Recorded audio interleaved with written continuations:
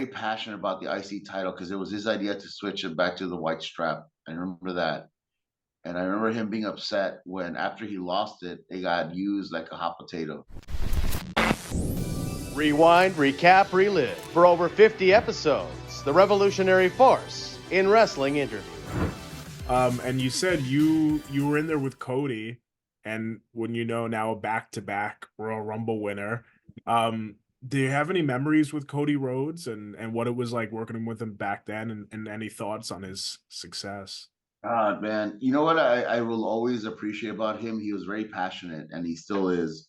I remember when I don't know if it was his idea of the Stardust thing, but I remember him rehearsing in front of a mirror like over and over and over again. But this is before the Stardust thing came about, so we didn't realize what he was doing or why he was doing what he was doing.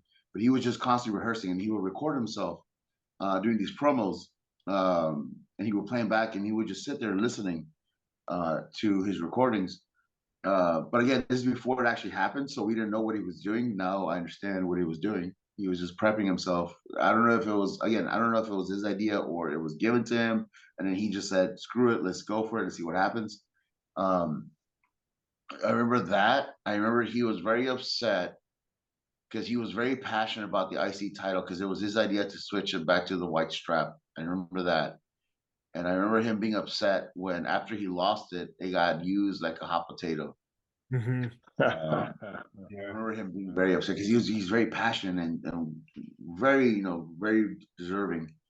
Because I get it, I get that passion and I get that love that he has for it, and obviously for you see what he's done since, with traveling the world and going to New Japan. I mean, the independence, obviously creating AEW. And then going back to the WWE. So like I'm very happy for him.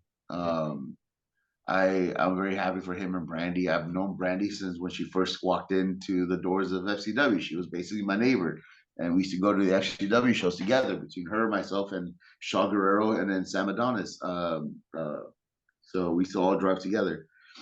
So I'm happy for them, man. I'm happy for everybody's success, and I want everybody to grow and then get to that point to experience it at least. Yeah, Because there's plenty of room for everybody to eat at the table. Rewind, recap, relive for over 50 episodes. The revolutionary force in wrestling interview.